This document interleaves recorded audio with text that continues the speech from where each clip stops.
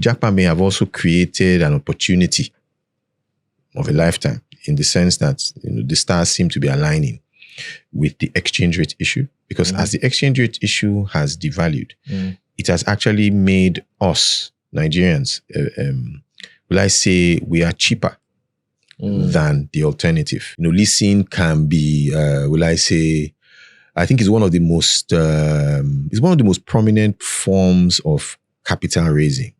It's just that it's a different way to look at it. Yes, because if you think about it, why do you raise capital?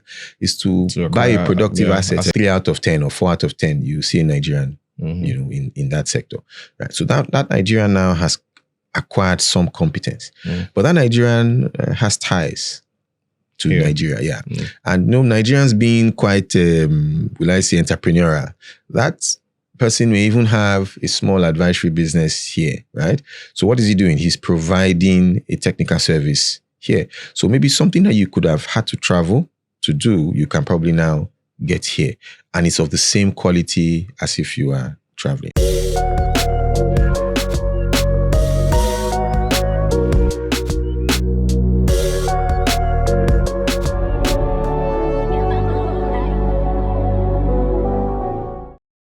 Hello, everyone. Welcome to the Coffee Table, Talknomics by Nairametrics. Of course, my name is Ugodre, and we do this every other week where we discuss with business leaders, captains of industries, people who shape policy, and people who are in control of very important sectors in the economy. And we try to break down different things that affect every single one of us.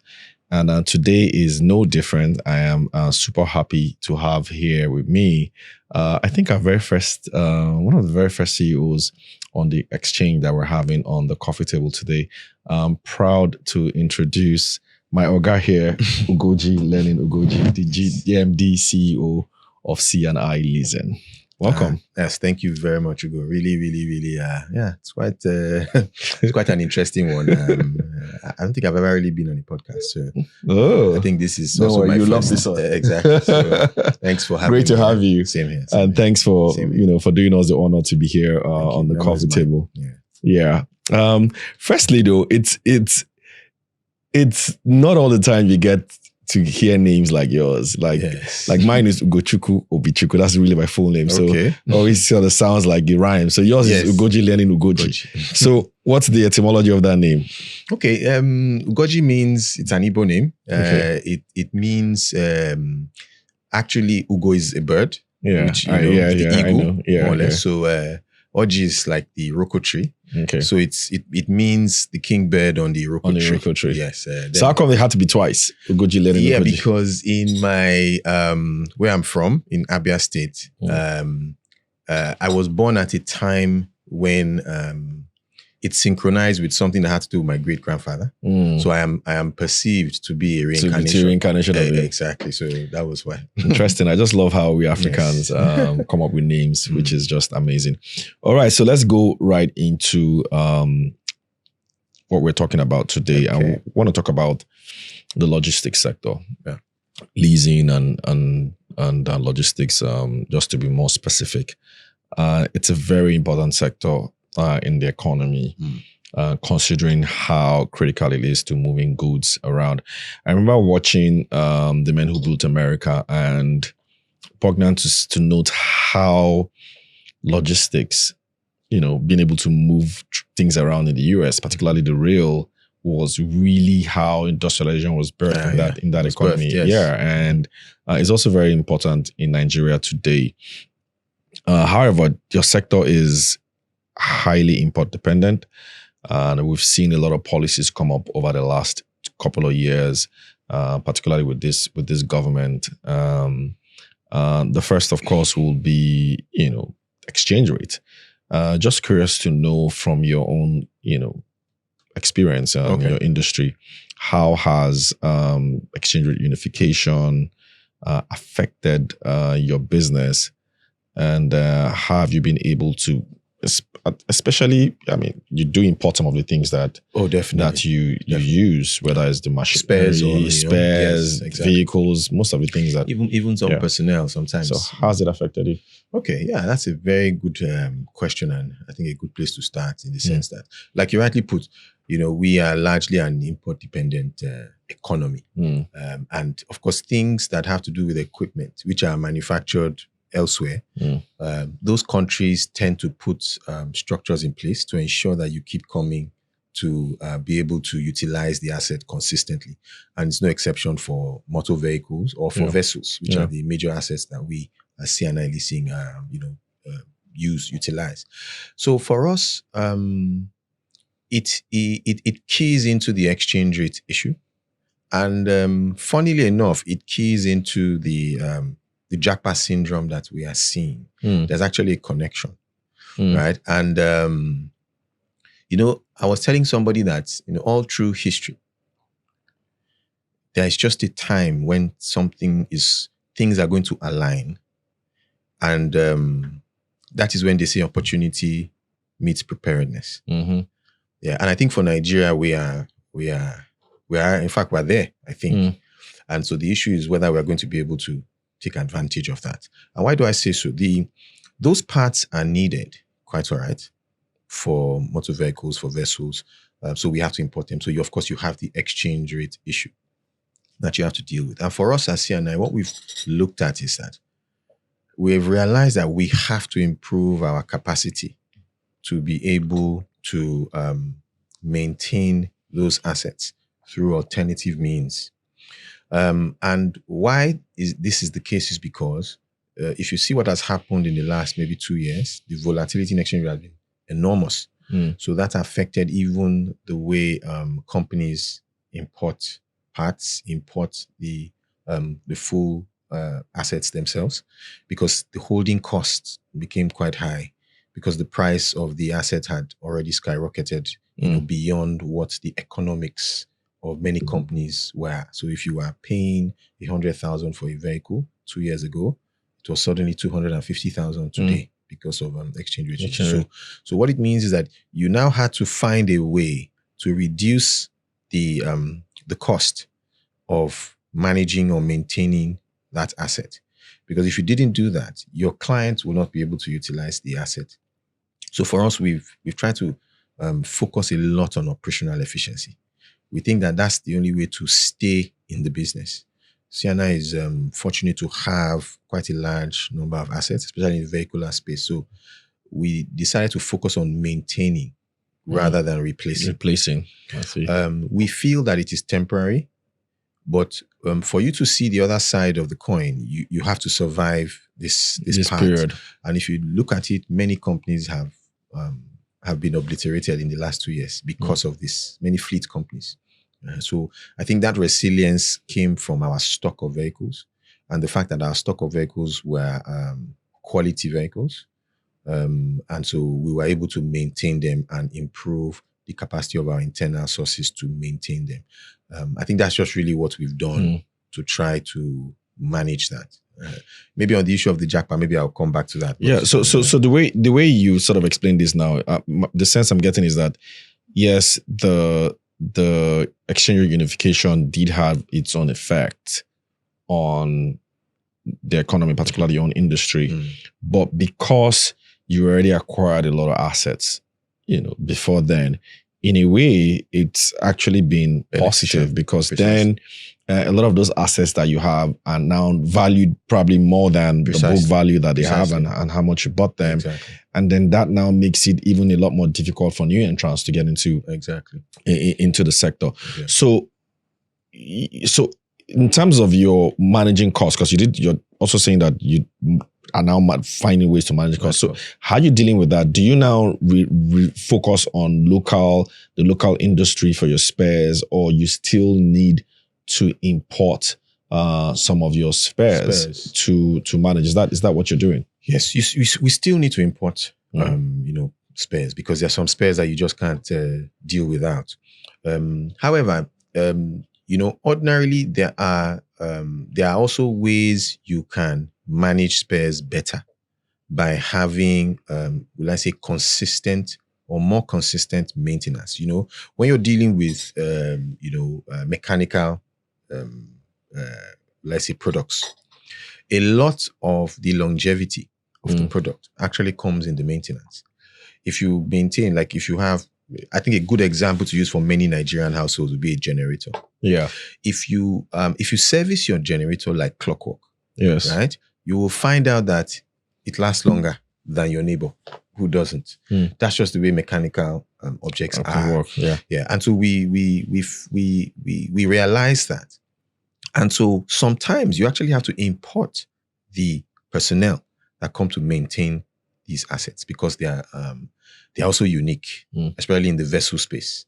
But what we've seen over the last 15 years, and I think kudos to the NCDMB, that the content, local content, but we have actually seen an increase in Nigerians' capacity to actually maintain complex equipment in the marine space. Yeah. Really? Oh yes, we've seen tremendous improvement. So we have, shipyards.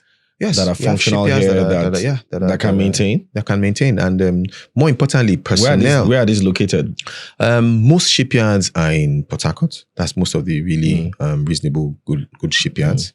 There are much smaller yards in some other areas across the Niger Delta, like in Warri, and in Lagos. But the major ones with serious competence are in Port Harcourt. Some of them, one or two of them are foreign owned, yes. But they're based here anyway. Yes, and they use Nigerians a lot. And then in Naira? Yes, they'll price you in Naira for some of the will I say the services. Yeah. They may only price you in USD for some things that they just have to get from and benchmark foreign. So options. So for instance, you can have a technical equipment that you require a specific type of OEM to come and attend to. And of course, there's always the preference for OEM because they're the ones that manufacture the asset and all that. But sometimes the OEMs may not be available, and you're in a service business that requires 100% uptime most of the time. So it's a very peculiar, specific industry. So the client just wants service, and so it's for you to do that. So what that means is that you have to now have backups. And Nigerians have actually continued to come through in that. And that also speaks to an extent in terms of the JAPA thing I was talking about. So JAPA may have also created an opportunity of a lifetime in the sense that the stars seem to be aligning with the exchange rate issue. Because as the exchange rate issue has devalued, it has actually made us, Nigerians, will I say we are cheaper than the alternative. Yeah. So, and it's similar to what happened to India in the 90s. When, globalization was starting, and then suddenly you had this outsourcing of personnel and jobs, all that. Yeah. And the advantage for India was that India was an English-speaking country with a lot of educated people who could carry out a service that an American or a European would charge you maybe $800 a day for, but they would do that $200 a day, right? Now, today, suddenly, Nigeria looks very similar, So if you look at the pricing mechanics, the average Nigerian speaks English, and many of us have also, been educated. So suddenly you have that competence.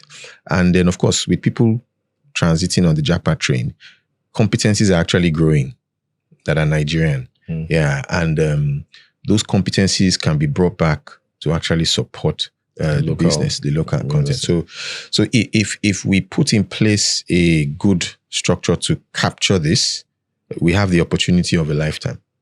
Okay. So talking about localizing things in Nigeria, we've seen several attempts to try and localize some of the things that are used in the industry.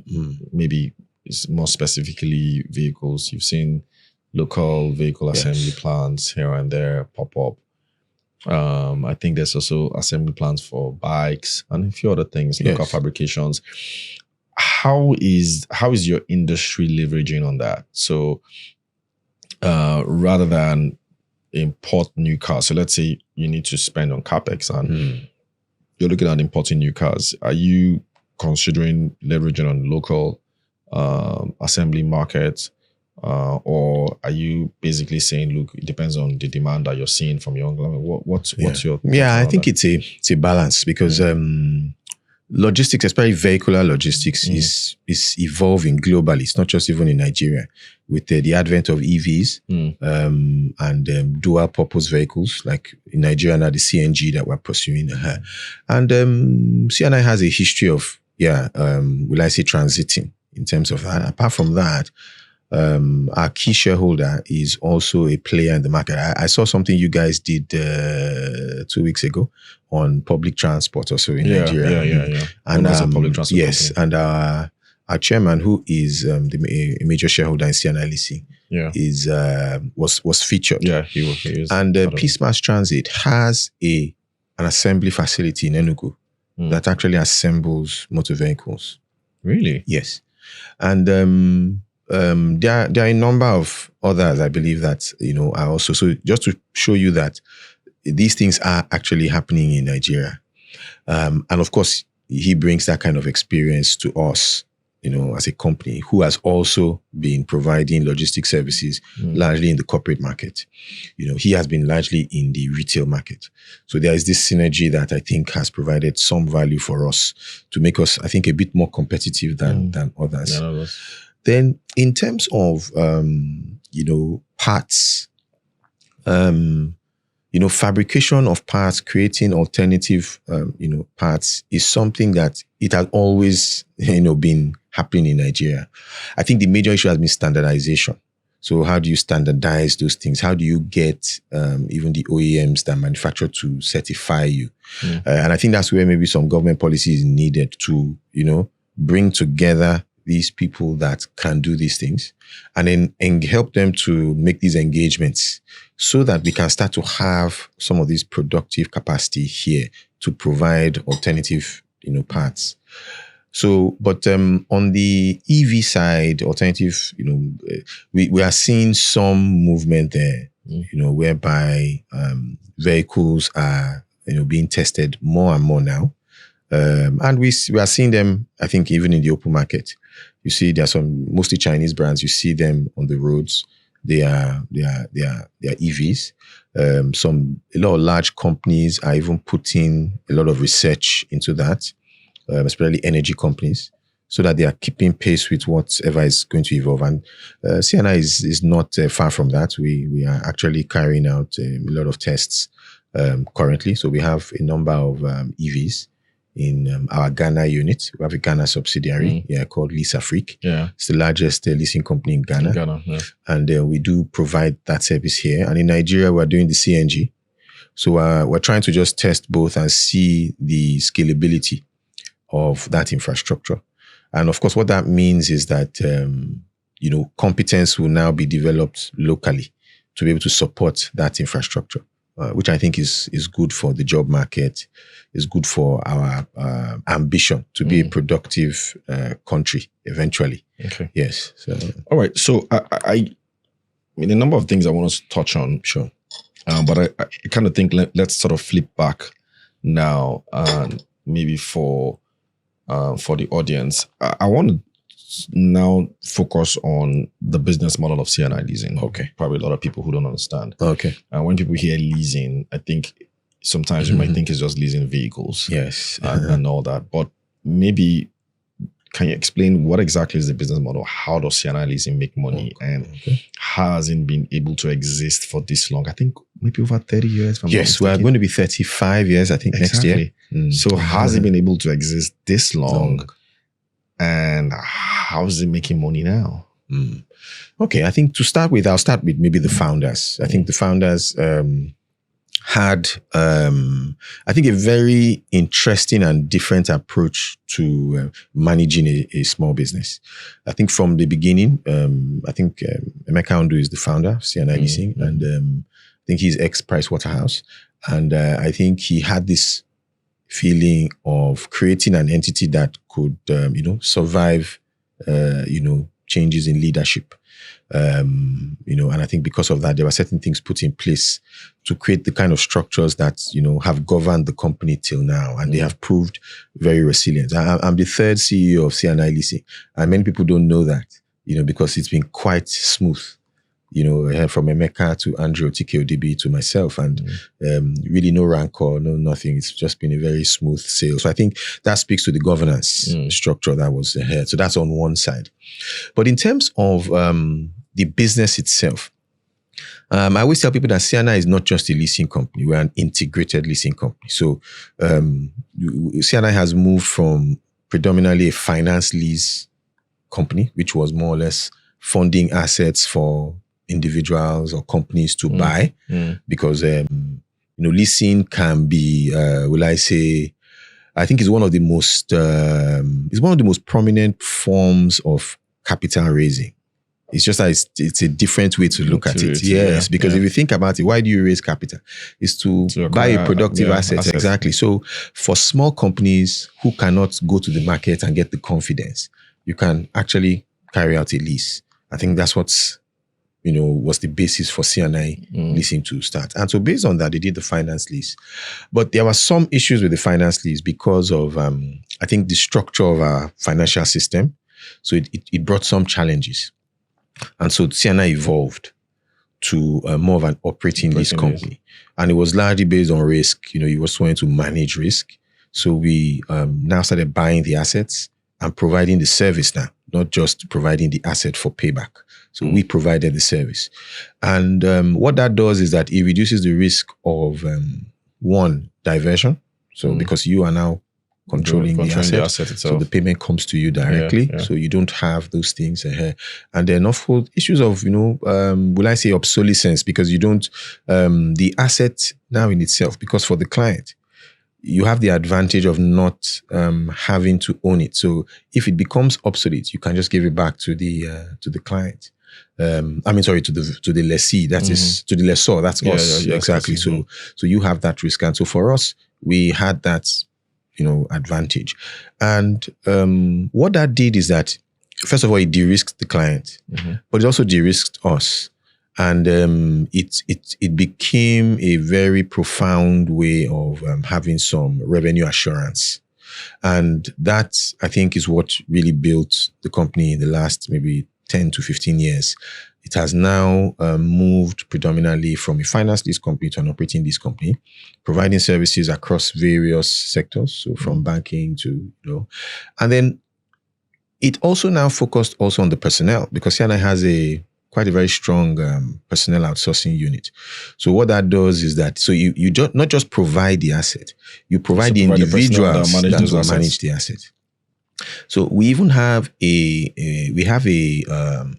site. It's called Get a Job, and what Get a Job does is that it pulls CVs from the market on a real time basis, so that at every point in time you can get people for certain roles. So from really basic roles, from drivers, to tellers, to machine operators. Tellers? Yes. So we have quite a range of clientele across banking. So that's what I was wondering. What is what are the business segments? Okay, the business segments are largely the personnel outsourcing, one, the fleet management, which is like the vehicle management that we do, the marine business, which we provide vessels to IOCs and the oil sector and gas sector as well. And then we have a tracking business, a full-fledged tracking business, which tracks all these assets to be able to provide, some assurance for the client. We provide it for ourselves and we provide it for external parties. So those are the main business lines of C&I. So it's quite varied. And what it has done, it has helped to balance revenues. So sometimes you have a dip, in some sectors. And then the other ones, yes, can. So which is why, to your point, it appears the jackpot syndrome has now helped your outsourcing business. Yes, it has not been immediate, but we have seen it, and we have seen maybe the potential that it is providing personnel with maybe much more technical competence than Nigeria has had maybe in the last decade. So now you have many Nigerians. If you go to probably, let me give an example. If you go maybe in the medical field, in various countries, maybe 3 out of 10 or 4 out of 10, you see a Nigerian, in that sector. Right. So that Nigerian now has acquired some competence, but that Nigerian has ties to Nigeria. Yeah. And Nigerians being quite, will I say, entrepreneurial, that person may even have a small advisory business here, right? So what is he doing? He's providing a technical service here. So maybe something that you could have had to travel to do, you can probably now get here. And it's of the same quality as if you are traveling. So I'm saying that it's gradually being built. We are seeing it now in actual terms. And we are just saying that we think that both the private sector and the government need to find a way to trap that. Yeah, we think there's value there. And it will eventually lead to a more competitive, productive sector. So for you now, for your business, that personal aspect of your business, yes. Are you seeing growth or opportunities? So definitely. Where are they? Is it with foreign companies or is it local companies that are now outsourcing more? Yes, we're seeing growth really across the spectrum in the sense that more numbers required for certain functions, especially in some productive sectors. And then we're also seeing a need for technical, technical personnel, right? Which ordinarily you would have had to get offshore, but which you can now get in country. So we're seeing that movement. And I'm sure the online economy is growing tremendously. Yeah. So it's not just in the entertainment space; it's also in the technical space. So, for instance, you have a lot of technical IT competence in Nigeria that is actually working here and working for companies offshore, right? Yes, and that's another form of foreign exchange revenue, which, if managed well, I think, like I said, could provide that opportunity I'm talking about in terms of all right. So let's move to the fleet business, which is also one of your mainstays. Yes. Just interesting to discuss that whole fleet economy. Being able to own a car is now very expensive for a lot of Nigerians. Yes. So you're seeing a lot of young people now who can't afford a car because cars have more than doubled or even in some cases tripled in price. Of course. Companies too are finding it difficult to own cars or fleet of cars. Where's the opportunity for your kind of business now? So are you able to fill that gap on the corporate level and on the retail level, or is your focus mostly on just corporate? Yeah. Okay. I think C&I is we are currently largely corporate focused. We're largely a B2B business. Okay. Yeah. But I would say that as a forerunner of the retail leasing business, because I think C&I was practically the forerunner of that. Yeah. We have our eyes very strongly on the retail space as well. And I'll tell you why we are increasingly becoming a bit more, will I say, positive towards that, is because we are seeing clear policy direction that, especially from this government, I think, that can support a leasing company to play very strongly in the asset acquisition market for individuals. Yeah, and you can see, for instance, the issue of the credit guarantee, scheme being supported by the Bank of Industry and the government. You can also see the consumer lending structure that is being put in place. Now, these are the things, these are the architecture that can support a leasing company to come into that space. So as a company that has been in that space for a long time, I think we're pretty interested in coming back full force in that area. And we're actually taking out some strategic moves now to probably move the finance lease business, into a standalone unit so that it can focus on that to drive asset acquisition. Because in the end, that's what people want. People want a quality of life that is commensurate with their education, their standing. And we think it is actually expected. I mean, if you went to school, you've paid the price, and you have a decent job, you should be able to get an asset today that can help you improve your quality of life. So we think there's a very good prospect of us being able to support that. Yeah. Okay, so on the corporate side, I mean, vehicles are very expensive to maintain now. Fuel subsidy removal has made fuel prices more than triple, not quadruple. Yes, terrible. It's also, I mean, that as your operating lease being your mainstay, it's always going to be a major cost center for you. Yes, it is. So what's your approach to this? Are you focusing more on, are you pivoting to CNG, or is it electric cars that you're looking at doing, or have you just did what others have done, basically just increase your prices to cover the cost of fuel? That's a very very good pertinent question, because it speaks to every element of every business. Cost, cost management. It's just, and the whole essence of why some companies come to you is that actually. Yeah, they're trying to reduce cost. They're trying to reduce cost. So for us, we take it very seriously. Yeah, we take it because we know that that's the only basis for us to be in business. Yeah. So I think we're trying to look at it from a portfolio perspective. Have some balance. The electric vehicles, the CNG, they have shown some clear advantages in cost. Yeah, very obvious. We've been doing very detailed testing, and we don't want to just do the testing of you just test it for 1 month and then you're going to know. We are actually very methodical about it, and we've given ourselves a time frame. So we have seen that there is significant cost reduction in that area.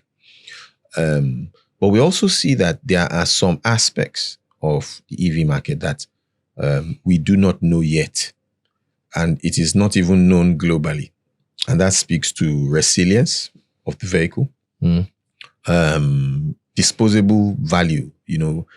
How do you get a kind of a market pricing, for that kind of vehicle after an amortization period?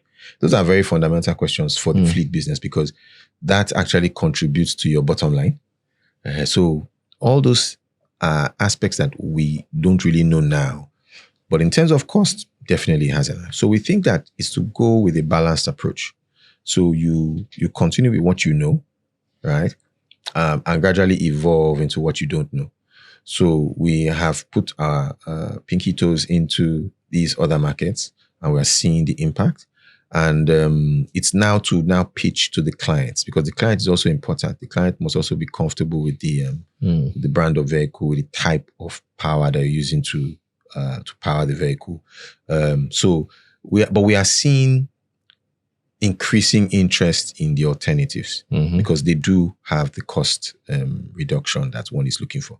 If you look at the largest components in a lease, it's the asset cost, and the next is actually the power cost. Yes, and which is power. Yeah, exactly, which is the fueling and all that. So it is something that we are very specific about. But I think the advantage we have is that, like I said, we have a stock of vehicles that we've been able to maintain, so we can still utilize them and get a lower cost. But that is something that we will gradually evolve into. But so most of your fleets are mostly fuel. Mostly fuel based. Exactly, they're mostly fuel based.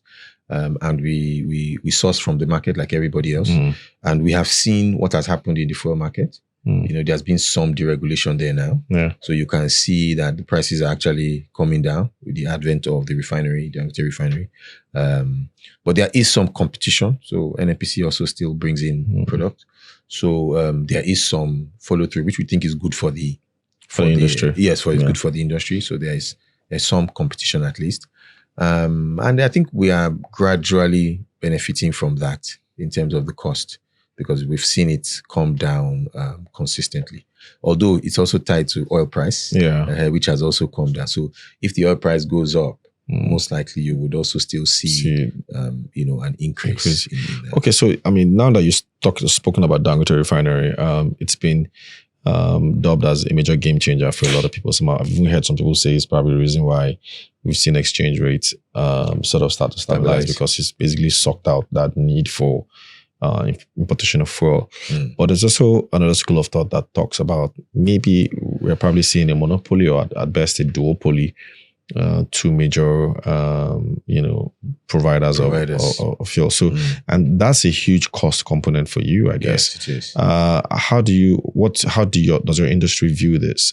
Do you see the refinery as maybe much better than what we had before, where you had different people importing fuel, but it was subsidized, compared to now that I guess is more market driven, but at the end of the day, it's still maybe two major players.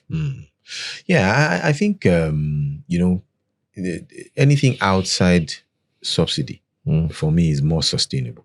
Okay, and for any business, I always say that cost is a very relative term. You could say it seemed better cost-wise before, but the truth is that that cost still found its way elsewhere. So I still believe, I'm a firm believer that let the market drive. And I think the telecoms industry is a very good example of that. Yeah. So I think what the government should do is to encourage some more specialist players to also come into that market.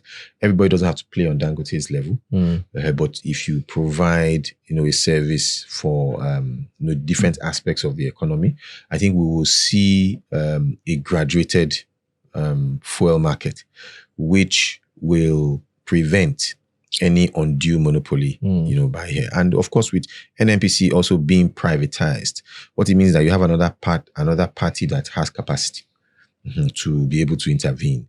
That party already has refineries as well. They're already on ground. The issue is, which hasn't been working. Yes, it hasn't been working, but that's what they have to do. If you really want to balance the market, we are an oil producer, so feedstock should not be technically a problem. We have all the factors, I think, to. So where do you buy from at the moment? Well, we buy from, like everybody else, we buy from the market, from the petrol stations. We just have special arrangements with the oil companies, the fuel companies, so that they provide us. We have a specialist dump where we can actually take in fuel. Then we also have relationships with those petrol stations where we can also fuel on a day-to-day basis if we need to.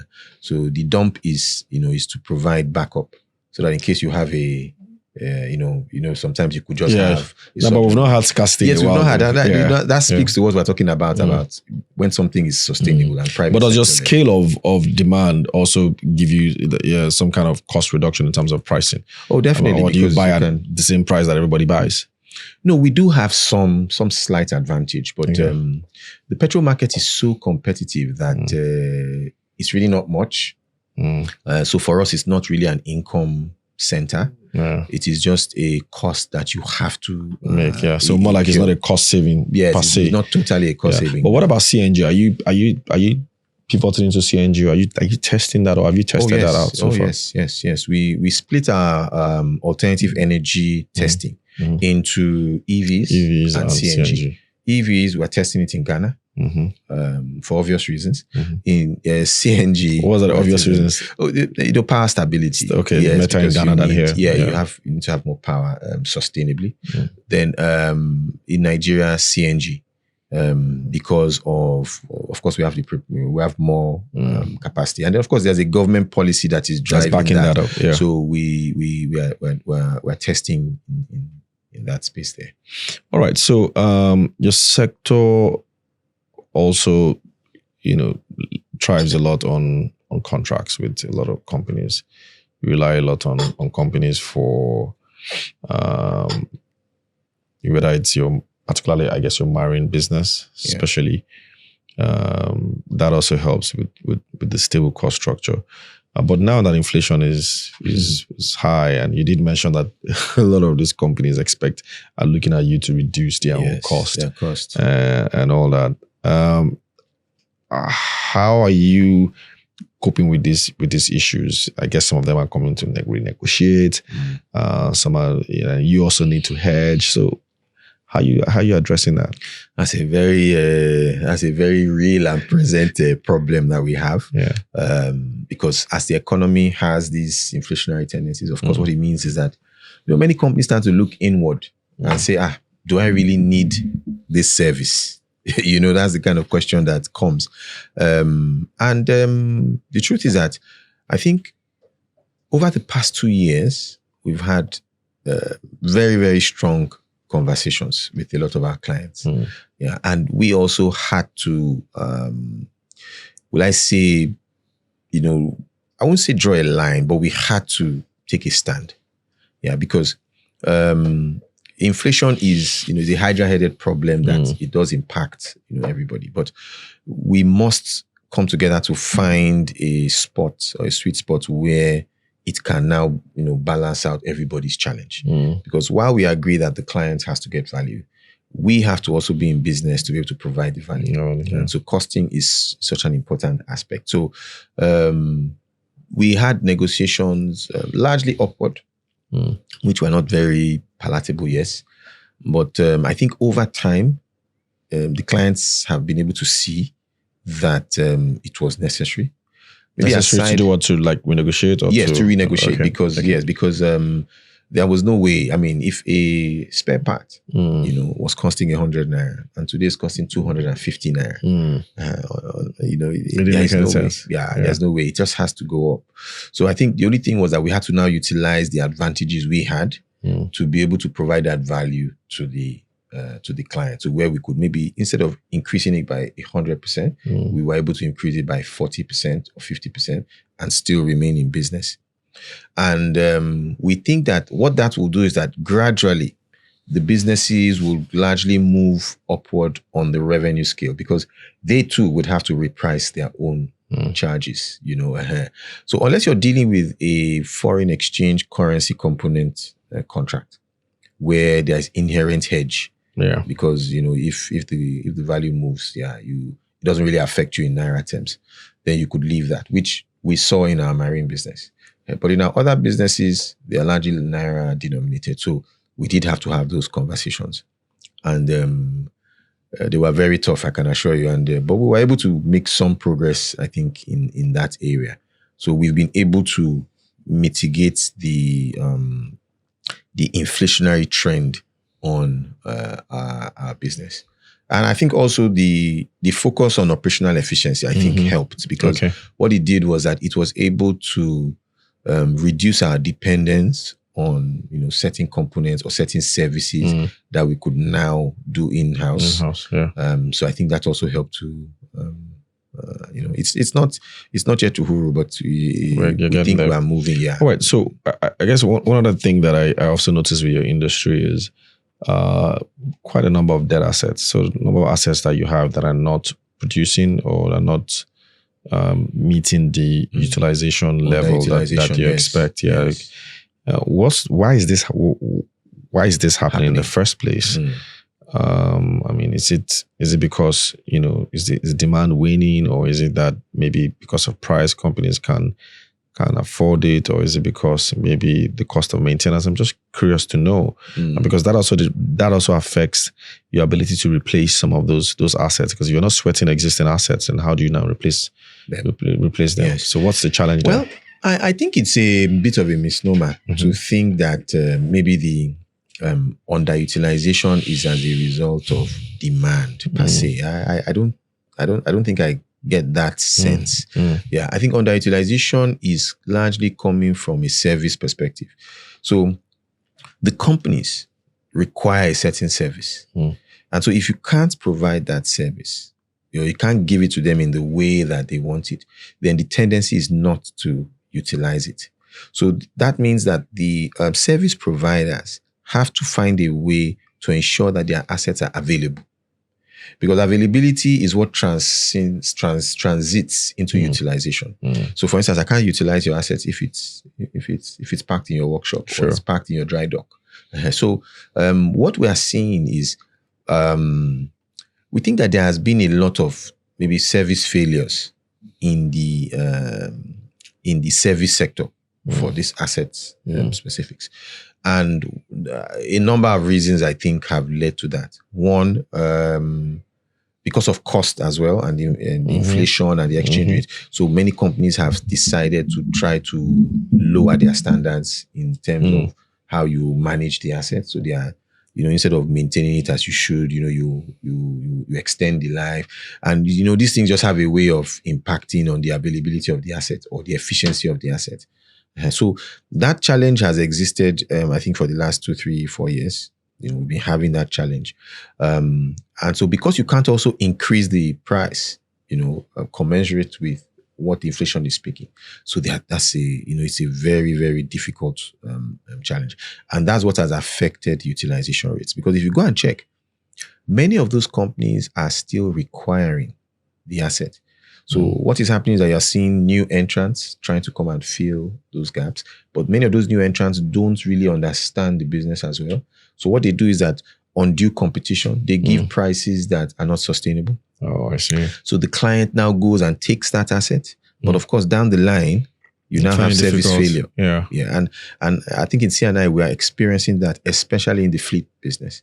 We're seeing that a lot of our clients who 3 years ago were saying, okay, if you guys can't give us this, we will not. And we said, okay, fine. We will not be able to give you the service at this rate. But I can tell you that a number of them have come back really big time. Yes. And we're actually seeing an upsurge in new asset buys in the vehicle fleet for the first time in like 3-4 years. Yes. We're actually seeing the trend changing. So is it within your own business or in the industry in general? Well, our industry, our business, I think, is a barometer of the industry in a way, because we're kind of one of the large players in that sector. So we think that what it means is that more companies are crossing the revenue divide. What has happened in the last 3 years has been a cost play. The costs have just skyrocketed. Gone up, yeah. The revenues were not able to meet up with that cost increase. Yes, but you see, what we are seeing now is that I think gradually the revenue is picking up. So, but is that due to price adjustments or volume or both? Both. I think it's both, because what is happening is, and I'll give you an example. What happened last year in Nigeria, in Lagos, Nigeria, when in December, right? I'm sure many of us have not seen that volume of traffic or demand for logistics requirements, right? And what does it show? It shows that the demand was not just from inside the country, it was also from external sources. Nigeria's rise culturally, in the global space, is also by itself leading to demand for certain, services, in various sectors, and our perception in the global space. So what you're seeing is that there's more and more demand for certain things.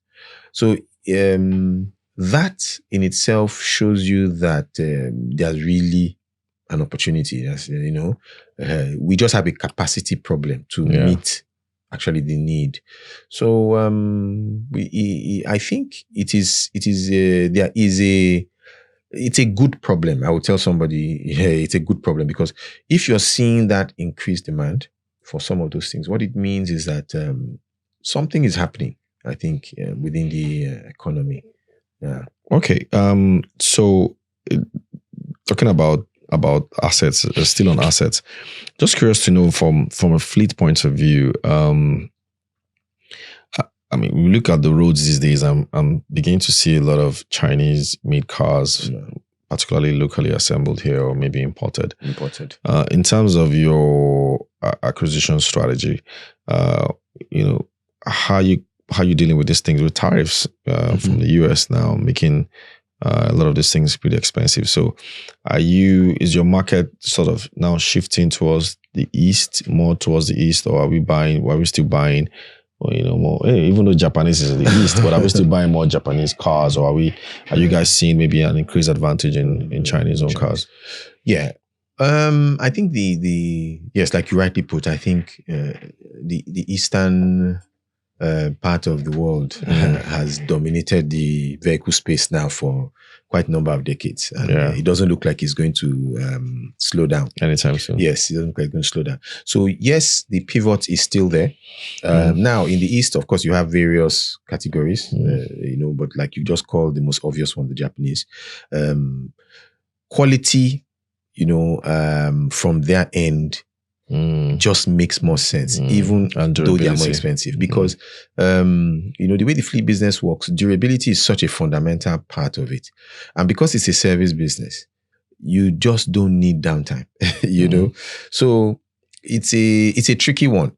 But I think in the EV space, that's where you can see the Chinese making very strong place. And I think that's where, yes, they are probably what you would call the market leader there. Okay. Because if you look at cost, durability, technology, I think they are the leaders there. And I think that is where to focus on for that particular market. And as that market continues to gain ground, what it means is that China will continue to gain ground in that aspect of it. On the fuel side, we are also seeing globally almost what I'll call a reversal, in consumption in consumption of fossil fuels. The thinking is once again changing that maybe fossil fuel is not leaving as quickly as we thought it would leave. And so what that means is that we will be looking at a portfolio or a potpourri of energy supply, right? For various aspects. So I think it's going to be a portfolio approach in the end. Vehicles that are fuel-based, fossil fuel-based, vehicles that are gas-based, vehicles that are electric-based. And it may balance out maybe in the near term, the medium term. So for us, I think follow all markets. Follow all markets. Get your feet wet in all the markets, but also stick to your traditional market that you know well, that you have the capacity. So I think the Japanese still have a strong. So they're still the major supplier. Exactly. All right. So let's move into technology now. Technology is very key for your kind of business, I suppose. What are the trends you're seeing now in terms of innovation? Whether it's innovation in terms of driving costs down or innovation in terms of improving revenue. People have talked about AI and use cases. So do you use AI in any way in your business? If not, what other technological innovations are you guys adopting? Okay. Yes, I mean technology is fundamental to scale a business of this size. So because of the sheer numbers that we're dealing with in terms of personnel, in terms of I think C&I employs maybe almost 8,000 people, almost thereabouts. So, did you say 8? Yeah, about 8,000. So it's huge, So technology is definitely needed because the efficiency play has to come from how you synchronize, all these moving parts, and on that scale, it just can't be done manually. It just can't. So we have invested in technology, but we think that we need to even do more. Any use cases? Oh yes. So for instance, in our outsourcing business, we have invested in technology that can help us to manage the number of people with regards to basic issues that have to do with staff. Will I say? Monitoring and management. So we've had to do that. C&I used to have internally, will I say, manufactured solutions. We actually used to do that internally. So you had your own people that were building your own apps, software and all that. Exactly. We had that capacity. In this age of jackpot, is this still something that is sustainable for you? Yes, it is, because you have many of those guys working. They're not even here. So you can employ people in different parts of the country, and their front and back end full stack developers that are doing some of the work that we do. But we've also now realized that yeah, it's good to also sometimes not bog yourself down with what is not your full competence. Yeah, because the whole essence of leasing is also to outsource your weaknesses, right? Yeah. So we think we too we have that need as well. We have that need, and so we are looking more towards collaborations. We think that collaborations are the key to the future. They would help to manage services, service performance, costs, and our ability to deliver, on a timely basis. So we are going more and more into that. Even in the vessel space, we are also making some inroads into providing some alternative energy on some aspects of the vessel itself. Where you don't necessarily need, because that's a high fossil fuel requirement typically from a vessel. But there are some components there that you could manage that. So that would, of course, help the client with cost and also help the environment and feed into the sustainability clause that most companies are trying to achieve, including ourselves. So yes, technology has played a role, and it's going to play a more important role, I think, in the future for us. We don't have anything AI related in the immediate, right? Because we are also still, like I say, monitoring. AI also, I think, has a large impact, especially on a retail scale. But I think that's what it does. It helps to really fast track a lot of processing. But we're also monitoring that space to see how it would help us. Yeah, because I mean, there's a lot of use cases online. People are using AI now to, for example, maybe determine the useful life of the vehicles, parts, or when parts need to be replaced. Turnaround time, that different use cases. So I'm interested to see how that works as you guys continue. But let's sort of move into taxes now. We've seen the latest tax reform bill signed by the president. It's meant to kickstart January next year.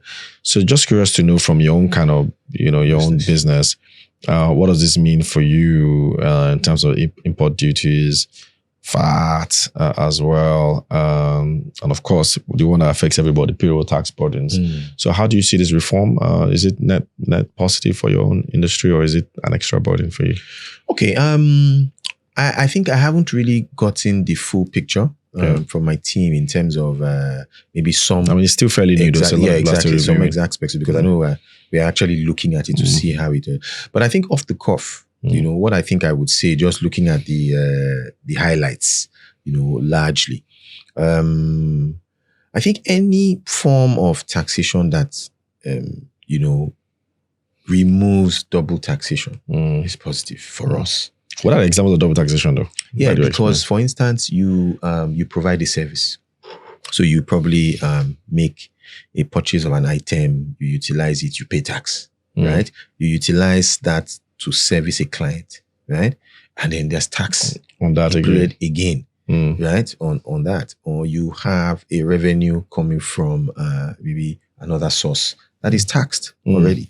And then you bring it, you have income tax that is taxed on it. And then somebody comes again to still tax you on, a certain component of that.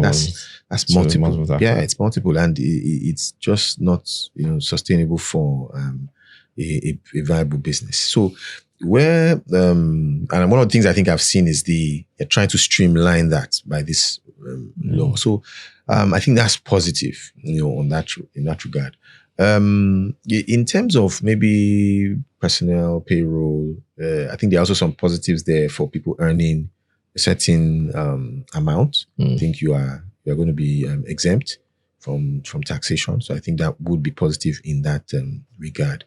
But I think generally reviewing your tax, codes and things over after a period of time, I think is so necessary because technology also changes things, So a lot of things that maybe you are probably doing physically in one jurisdiction is suddenly being done somewhere else. And I know that, yes, governments are trying to secure revenue lines, for the future.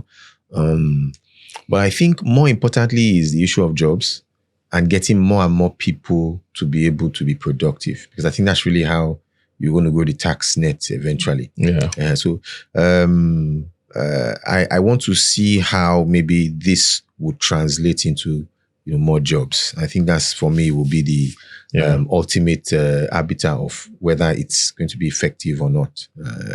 But that's just my high level view. Right now. All right, we're almost getting to the end of the end of the session, but I wouldn't want to go without asking you what your view is in terms of Pan-African expansion. You're already in Ghana at the moment, and you own the leasing company that is the biggest there, I believe. Beyond Ghana, where else is C&I Leasing looking at? I mean, AfCFTA is here. In a few years' time, it's probably going to be going to be very critical to a lot of countries. So how are you taking advantage of this? And then let's also remember that a lot of banks in Nigeria now are also spreading across Africa. So what's the role of C&I Leasing in all of this? Okay, that's a very, very, I think it's a question that we have a lot of the time internally, talked about. One of the challenges of continental expansion, especially in West Africa, where you can maybe start with, because of a bit more fluidity in terms of movement, is market size. Because market size determines the kind of infrastructure you can put on the ground to support it. And it's one of the biggest challenges we see on the West African side of things. So many West African country economies are a bit small. So sometimes it's a bit difficult to get the kind of scale that you need. But you made a very valid point about Nigerian banking's movement across Africa. So we are currently making some exploratory moves in terms of that, whereby we can follow some of our Nigerian banks across Africa to be able to provide our service.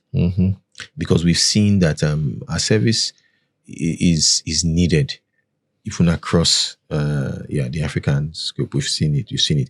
And it has proved that in Ghana, which despite, Ghana has had some rough periods, but the business there has been quite resilient to still be able to provide the service, because we found out that it's still needed, especially for the corporates in Ghana. So we have been pushing that, and it's been quite positive.